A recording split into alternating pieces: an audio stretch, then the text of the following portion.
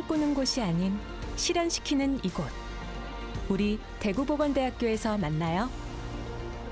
대구보건대학교. 여러분 안녕하십니까? 한파특보 속의 대구와 경북도 오늘 올해 들어 가장 추웠습니다. 한낮에도 봉화는 영하 10.3도, 안동 역시 영하 6.4도를 기록하며 대부분 지역이 하루 종일 영하의 날씨를 보였습니다. 먼저 남효주 기자가 강추위 속 풍경을 스케치했습니다. 마스크와 패딩에 담요로 중무장하고 종이박스로 칼바람을 막아보지만 뼛속까지 파고드는 추위는 피할 길이 없습니다. 찬바람에 손이 얼어 돈을 세기도 어려운 날씨. 손님도 상인도 계산 끝나기가 무섭게 손을 녹이기 바쁩니다. 생선은 손질도 못할 정도로 꽁꽁 얼어붙었습니다. 식당이 추우면 너무 좋지. 그런데 지금 오늘 너무 추우니까 얼은 걸 얼가가지고 팔아야 되는 것을 지금 녹아가지고 팔아야 돼. 녹아야 손질을 하자. 손질을 못 이거 얼어가지고 손을 댈 수가 없어요. 너무 얼었어 이거. 얼마나 오늘 제일 추워. 오늘 제일 추워. 대구 경북 곳곳에 한파특보가 내려진 오늘 기온은 종일 영하권에 머물렀습니다. 아침 최저기온은 봉화가 영하 18.7도까지 떨어졌고 청송 영하 13.3도, 영주 영하 12.7도를 기록해 올해 들어 가장 낮았습니다. 낮에도 봉화 영하 10.3도, 안동 영하 6.4도, 대구 영하 2.1도 등 대부분 지역이 영하의 기온을 보인 데다 바람까지 불어 체감온도는 더 떨어졌습니다. 폭설이 내린 울릉도에서는 제설차가 쉴 새 없이 눈을 치우고 어부들은 쌓인 눈 위에 바닷물을 뿌리며 배 무게를 줄입니다. 또 풍랑주의보가 내려져 뱃길이 끊기고 일주도로가 통제됐습니다. 대구에서도 고드름 제거 등 7건의 한파 피해가 접수되고 제주와 대구를 오가는 항공기 29편이 결항하며 관련 피해가 잇따랐습니다. TBC 남효주입니다. 이렇게 강추위가 한반도를 기습한 건 영하 40도에 이른바 북극 한기가 내려왔기 때문입니다. 이번 추위는 금요일 아침까지 이어질 것으로 보이는데요. 추위 원인과 전망을 이현정 캐스터가 전합니다. 오늘은 대부분 지역이 올해 들어 가장 추웠습니다. 이렇게 한파가 갑작스럽게 찾아온 것은 북쪽의 찬 대륙 고기압 확장 때문입니다. 현재 한반도 북쪽에는 영하 40도에 달하는 북극 한기가 자리 잡고 있는데요. 기후 변화로 인해 이 찬 공기가 북극 밖으로 흘러나왔고 한반도 양옆에서 발달된 강한 고기압 사이에 가로막히면서 한반도로 들어오고 있는 겁니다. 현재 봉화와 영양, 경북 북동 산지는 한파 경보, 그 외 경북 북부 내륙을 중심으로는 한파 주의보가 내려져 있습니다. 이번 맹추위는 금요일 아침까지 이어질 것으로 보이고 금요일 낮부터 서서히 평년 수준으로 회복할 전망입니다. 상층 기압계의 흐름이 원활해지면서 우리나라에 추위를 가져왔던 한기는 동쪽으로 빠져나가고 이동성 고기압의 영향을 받으면서 금요일에는 평년 기온을 회복하겠으며 다음 주에도 평년과 비슷하거나 조금 높은 기온을 보이겠습니다. 기온이 오르기 전까지 강한 추위가 이어지는 만큼 건강과 시설물 관리에 각별히 유의해 주셔야겠습니다. TBC 이현정입니다. 대구시가 지난해 2월 전국 최초로 시행한 대형마트 의무 휴업일 평일 전환이 정부 차원의 관련 규제 폐지를 이끌어냈습니다. 대구시의 의무 휴업일 평일 전환이 청주시와 서울 서초구 등으로 확산되면서 정부는 최근 대형마트 의무 휴업일을 휴일로 지정하는 원칙을 폐지하기로 결정했습니다. 의무 휴업일 평일 전환 이후 6개월 효과를 분석한 결과 대구의 소매업 매출은 1년 전보다 19.8%, 대형마트와 SSM은 6.6% 증가했고 음식점과 편의점 역시 각각 25.1%와 23.1% 늘었습니다. 4월 총선을 앞두고 TBC와 영남일보가 함께 마련한 주요 격전지 여론조사. 오늘은 포항 북구 지역입니다. 포항 북구에는 3선에 도전하는 현역 의원에 맞서 모두 7명의 후보가 출사표를 던졌습니다. 권준범 기자입니다. 먼저 후보 적합도를 물었습니다. 김정재 의원 32%, 오중기 전 청와대 행정관 15%로 현역이 오차범위 밖에서 앞서는 것으로 나타났습니다. 계속해서 이부영 전 대통령 비서실 행정관 11%, 권영범 전 대통령직 인수위 자문위원 8%, 허명환 전 청와대 행정관 7%였고 윤종진 전 국가보훈부 차관과 이재원 포항지역학연구회 대표 각각 6%, 이병석 전 국회 부의장 3%였습니다. 부동층은 9%에 불과했습니다. 이번엔 국민의힘 후보만을 대상으로 적합도를 조사했더니 김정재 의원 33%, 이부영 전 행정관 12%, 이재원 대표 10%에 이어 윤종진 전 차관과 허명환 전 행정관 각각 8%, 권영범 전 자문위원 6%, 이병석 전 부의장 4% 순이었습니다. 현역 교체 지수를 물었더니 새 인물로 바뀌는 것이 좋다는 응답이 58%로 다시 당선되는 것이 좋다는 응답보다 21%포인트 높은 것으로 조사됐습니다.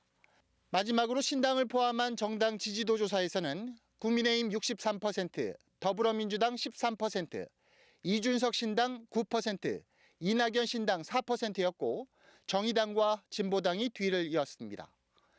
포항 북구 역시 경선 지역으로 분류될 가능성이 높은 가운데 아직 현역을 위협할 만한 후보가 없는 점을 감안하면 공관위 컷오프 여부가 최대 변수가 될 전망입니다.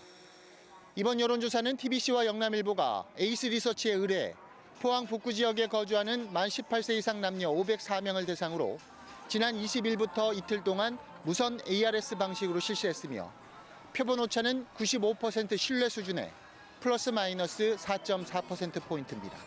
TBC 권준범입니다. 경상북도와 경북교육청, 포항, 구미 등 9개 시군이 교육발전특구 유치를 위해 손을 잡았습니다. 지자체별 지역 특화 모델을 준비하고 행정협력을 강화해 교육특구 유치에 총력을 쏟을 계획입니다. 보도에 이혁동 기자입니다. 경북도지사와 교육감, 포항, 구미 등 경북의 9개 시군 단체장이 교육부의 교육발전특구 시범지역 유치를 위해 한자리에 모였습니다. 이들은 교육발전특구 시범사업 업무 협약을 체결하고 특구 유치에 힘을 모으기로 했습니다. 안동과 예천은 K인문교육과 지역산업과 연계하는 상생 모델을 제시했습니다. 안동과 예천은 지역산업 연계형으로 교육을 제대로 시켜서 지역의 인재가 지역에서 교육받고 지역에서 일할 수 있는 그러한 모델을 구축하기 위해서 포항시는 첨단과학과 신사업을 견인할 창의융합형 인재 양성 모델, 구미시는 사람과 기업이 함께 성장하는 교육도시 모델을 준비하고 있습니다. 우리 포항은 2차 전지 산업에 필요한 인력을 집중적으로 양성하는 여러 교육기관 협력형 교육발전 특구가 꼭 지정이 돼서 구미시는 이번에 반도체, 방산혁신 클러스터, 2차 전지, 그다음에 로봇 산업이 주력을 하고 있습니다. 여기에 특성화된 교육과 기술 교육을 특성화하도록 하겠습니다. 이 밖에 상주는 K상상주도 특구, 봉화구는 이주 사회를 대비한 교육 국제화 환경 조성, 울진구는 국가원자력 수소 특화 교육 중심, 울릉구는 교육 혁신 다각화를 통한 글로벌 인재 양성 모델을 구상하고 있습니다. 경북도와 경북교육청은 각 지역에 특화된 교육발전 특구 유치를 위해 지역발전 전략과 연계한 지역교육 혁신과 돌봄, 지역인재 양성에 정주 여건 조성 등 행정과 재정 지원을 할 계획입니다. 학교는 물론이고 지자체 여러 기관들을 활용해서 아이들 키우기 좋은 경북으로 만들겠습니다. 그리고 자율형 공익고를 새롭게 개편해서 지역마다 특색 있는 명문학교를 만들고 도에서는 행정, 재정 지원하는데 최선을 다하고 있고요. 교육발전 특구가 성공하면은 이 지역에서 태어난 사람이 이 지역에서 공부하고 이 지역에 취업해서 살 수 있는 그런 제도를 만들기 때문에 지방시대위원회와 교육부는 다음 달 초에 교육발전특구 시범지역 신청을 받아 3월에 최종 선정할 예정이어서 결과가 주목됩니다. TBC 이혁동입니다. 옛날 왕실의 자손이 태어난 뒤 아기의 태를 봉안하는 곳을 태실이라고 합니다. 태실 문화는 생명을 존중하는 우리 고유의 전통입니다. 그런데 반세기 전 사라졌던 세종대왕 태실의 핵심 유물이 국립박물관 마당에서 발견됐습니다. 박철희 기자의 단독 보도입니다. 성주 선석산 줄기가 뻗어내려 인천지를 만난 곳에 아담한 봉우리가 섰습니다. 풍수지리에서는 땅의 기운이 솟았다고 해서 돌출된 혈, 이른바 돌혈이라 부르는 지형입니다. 봉우리 이름은 태봉, 꼭대기엔 세종대왕자 태실이 자리했습니다. 훗날 세조가 된 진양대군을 비롯해 세종의 아들 18명과 맞손자 단종의 태실이 한데 모인 국내 최대 규모 태실 유적입니다. 그 태실을 조성하기 위한 백성들의 노력이나 이런 게 많이 동원되고 또 뭐냐면은 서울에서 태실까지 내려오면서 백성들에게 피해를 많이 입히죠. 우리가 이렇게 한 군데 이렇게 했는 부분이 그 애민 정신이 왕실 자손이 태어나면 아기의 건강과 나라의 번영을 기원하며 명당에 태를 묻고 태실을 조성했던 조선 왕실. 특히 세종은 왕으로 한정됐던 대상을 왕자로 확대하고 의례와 규범을 정비해 태실 체계를 확립한 군주입니다. 그렇다면 세종 자신의 태실은 어디에 있을까? 경남 사천시의 큰 태봉산. 이곳에 그늘진 산 기슭에 몇몇 성물과 비석이 흩어져 있습니다. 당초 산 정상부에 있었지만 민묘에 자리를 내주고 이곳으로 내려온 겁니다. 비석에 적힌 글로 이곳이 세종 태실지라는 걸 알 수 있을 뿐 아들의 태실이 모인 국가사적 성주 세종대왕자 태실과는 사뭇 다른 모습입니다. 특히 부도탑처럼 생긴 핵심 성물인 중앙태석이 사라졌습니다. 1967년 신라 오학학술조사단이 현장에 흩어진 태실 성물을 수습해 촬영한 사진이 유일하게 남은 모습입니다. 그런데 최근 국립청주박물관 야외 전시장에서 세종 태실의 중앙태석으로 보이는 유물이 발견됐습니다. 1967년 사진과 비교하니 형태가 마치 쌍둥이처럼 닮았습니다. 특히 사진과 같은 각도에서 촬영해 보니 지붕돌인 개첨석의 하단이 불규칙하게 치켜 올라간 것과 보주를 받친 둥근 고리가 좌우로 기울어진 점까지 동일합니다. 받침돌 역할을 하는 사방석은 사라졌지만 몸돌인 중동석과 개첨석은 그대로 남았습니다. 1967년의 조사 기록처럼 물이 흘러내리는 낙수면은 팔각으로 구성했고 2단의 둥근 고리 위로 연꽃 봉오리 모양 보주를 얹어 빼어난 조형미를 자랑합니다. 조선왕실 태실 문화에 있어가지고 초기 단계에 중요한 사례가 발견되었다는 점에서 매우 큰 의미를 가진다고 할 수 있겠습니다. 이번에 발견된 세종 태실은 고 이건희 회장 기증유물에 포함돼 국가로 넘어왔는데 태실 주인을 모른 채 청주박물관에 머무르던 걸 최근 심연용 한국태실연구소장이 찾아냈습니다. 똑같은 모양의 그 성물이 유물이 이렇게 인터넷 공간상에서 돌아다니는 거예요. 그래서 깜짝 놀랐어요. 다행히 분실이 안 되고 이렇게라도 찾아진 건 다행이다. 태실은 뱃속 태아를 생명으로 존중해온 우리만의 문화유산입니다. 역대 어느 왕보다도 태실을 소중히 여겼던 세종대왕의 태실이 반세기 만에 우리 앞에 돌아왔습니다. TBC 박철입니다. 영남자연생태보존회를 비롯한 환경단체들은 기자회견을 열고 문화재 지표 조사 없이 죽곡산 도로공사를 진행했다며 달성군을 비판했습니다.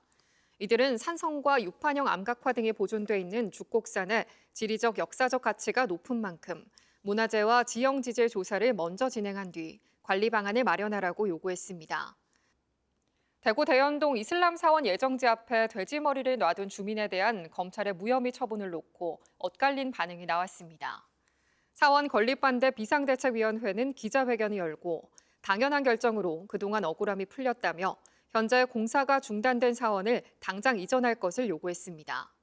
대구 경북 차별금지법 제정연대도 성명을 내고 주민들의 행위는 헌법상 종교의 자유를 침해했고 이번 결정이 무슬림 유학생에 대한 폭력과 혐오로 이어질 수 있다고 지적했습니다.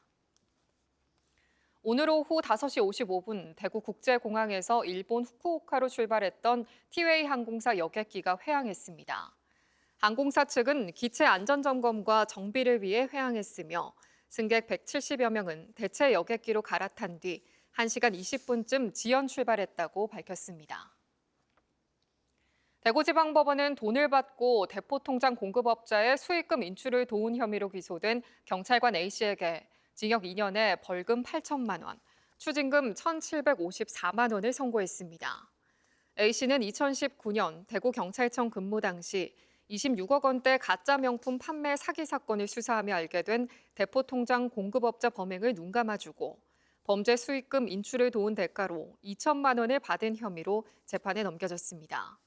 재판부는 경찰 공무원의 직무집행 공정성에 대한 사회적 신뢰를 훼손해 죄책이 무겁다며 양형 이유를 설명했습니다.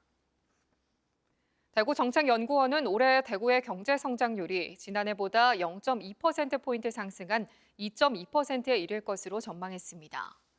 이는 기획재정부의 올해 경제 성장률 전망치 2.2%와 같은 수준으로 설비 투자와 세계 교역량 회복으로 IT와 2차 전지를 비롯한 제조업 생산이 증가할 것으로 분석됐습니다.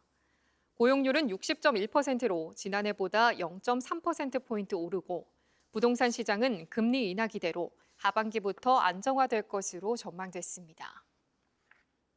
오늘 오후 3시 50분쯤 구미시 봉곡동 한 중학교 2층 상담실에서 불이 나 10여 분 만에 꺼졌지만 상담실에 있던 행정실 직원 4명이 연기를 마셔 병원으로 옮겨졌습니다. 소방당국은 전기적 요인으로 불이 난 것으로 보고 정확한 화재 원인을 조사하고 있습니다. 오늘 새벽 5시 10분쯤엔 포항시 용흥동의 한 아파트에서 불이 나 집에 있던 60대 남성이 숨진 채 발견됐고 이웃 주민 30여 명이 대피했습니다.